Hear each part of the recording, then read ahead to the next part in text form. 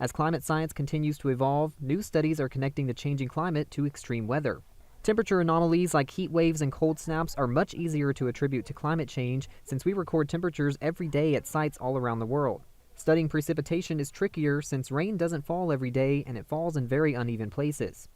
Still, rapid attribution studies attempt to connect the influence of climate change to rainfall and specific storms.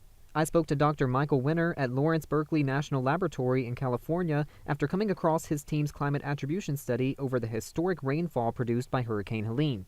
What is that process and your guys' methodology for these rapid attribution studies? Well, attribution of the human effect on hurricanes really started in earnest after Hurricane Harvey. Prior to that, we had sort of general statements. So some of the methods are basically statistical in nature, and some involve climate models. They're really quite independent, and but tend to come up with the same answer. While their results are preliminary, Dr. Winner says his team was able to produce detailed findings for the rainfall produced by Helene. Our methods are a little more refined now than what we had done in the past, and so we actually can show a map of the human influence. The statement read as follows, that the observed amounts of precipitation were increased by a factor of up to 20 times more likely. Another way of saying essentially the same thing is that climate change increased precipitation by up to 50%.